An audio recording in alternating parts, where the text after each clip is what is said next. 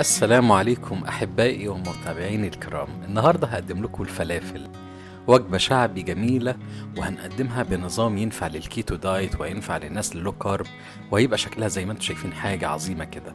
هنستخدم الحمص أو الحمص الشامي زي ما هو مشهور. طبعا الحمص أول ما نجيبه هيكون ناشف جدا، لازم ننقعه في مية. المقدار اللي انتوا شايفينه كده يعني يكفي على قد مثلا استخدام لفترة، ونغطسه في مية يبقى كمية المية كبيرة فوقها عشان هو يشرب كمية المية دي. بعد مرور ليلة هنلاقي المنظر ده ريم كده هيتكون على الوش. نغير المية ونقعد نغيرها طول الليل لغاية ما نوصل ان المية تبقى نظيفة ونستخدمها تاني يوم. طبعا الحمص ليه فوائد كبيرة جدا، بالإضافة لنسبة البروتين العالية اللي موجودة فيه، فهو مغذي يعني، وحاجة طعمها جميل ومحبوبة للكبير والصغير. تعالوا نبدأ كده في المكونات ونشوف هنحتاج ايه. بعد ما ننقع الحمص هناخد منه المقدار اللي انتوا شايفينه، تقريبا حوالي نص كوباية إلى كوباية. كمية خضروات خضرة يعني شبت، بقدونس، كرفس، ممكن لو عندك بصل أو كرات ممتاز جدا. طبعا أنا ما بعرفش أفرق ما بين البقدونس والحاجات التانية والكرفس والكلام ده، فيعني طبعا نقطعه قطع صغيرة زي كده عشان ينفع نطحنه في الخلاط، أو ممكن نطحنه في الكبة تبقى قطع صغيرة. وهنحتاج بصلة وراس توم، ممكن ناخد يعني فصوص مش كتير، يعني هيبقى بالشكل ده. ناخد مثلا 4-5 فصوص وبصلة. البهارات اللي هنستخدمها عبارة عن يعني 4 أنواع بس، اللي هو الملح، كزبرة، كمون، وفلفل أسود. عندي حاجتين اللي هو السمسم والبيكنج باودر. البيكنج باودر طبعا بستخدمه قبل ما أبدأ أقلي الطعمية أو الفلافل، والسمسم للتزيين. نجهز الكبة، نحط كل المحتويات اللي عندنا بالبهارات بكل حاجة احنا قلناها، ونبدأ نطحنها بشويش واحدة واحدة، لأن بتاخد مننا وقت، فلازم الصبر لغاية ما تبقى ناعمة جدا. هنضيف كل المكونات وعليها الخضار. إذا كانت الكبة بتاعتك ما تستحملش يعني ممكن نقلل الكمية شوية ونخلطهم في الآخر مع بعض. نطحنهم كويس مع البهارات ونشوف النتيجة بتاعتنا هتبقى شكلها ايه. طبعا بنضيف كل البهارات بتاعتنا زي ما احنا قلنا كده، ويلا ده الشكل النهائي بعد الطحن. وان احنا يعني نخليه كريمي، ما يبقاش فيه حبوب يعني.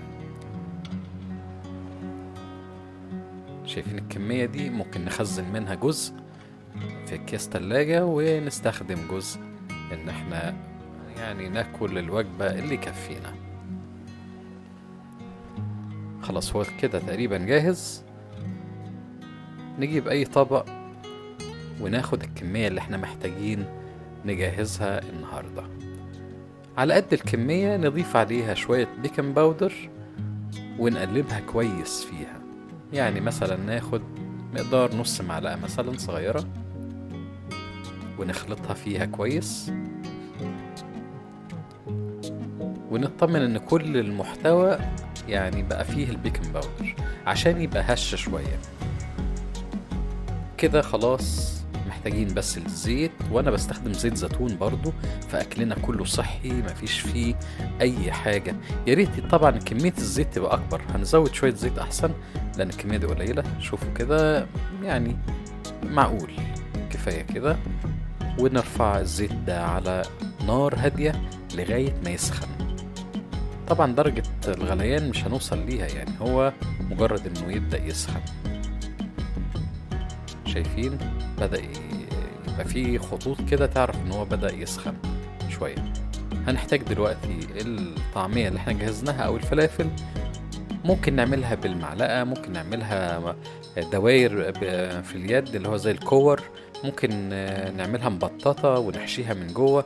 فانا هجرب كذا حاجة النهاردة. هنحط عليها شوية سمسم ونحطها جوه الزيت. طبعا زي ما انتم شايفين كده خضرة وجميلة. ونحطها دلوقتي في الزيت. الزيت لسه مش سخن قوي، فانا بتشيك كده بحتة صغيرة اشوف هو استوى ولا لا. اذا الزيت ظبط كده وبقى سخن نبدأ نحط بقية الكمية. زي ما انتوا شايفين عملت عبارة عن كور وحطيتها في الزيت. طبعا هنحتاج ان احنا نقلبها كل شوية عشان يعني تستوي من جوه، وفي الوقت برضو تتماسك، يعني ما يبقاش في جنب استوى وجنب لسه. في طريقة برضو عشان يعني تحسوا انها شكلها افضل، ممكن نبططها ونخرمها من النص، وبتبقى دي الشامي، يعني السوريين بيعملوا الحركة دي فبتستوي برضو من القلب. انا هعمل دي برضو واحدة كده محشية، بنحشيها بالشطة او اي حاجة. شايفين النتيجة عاملة ازاي؟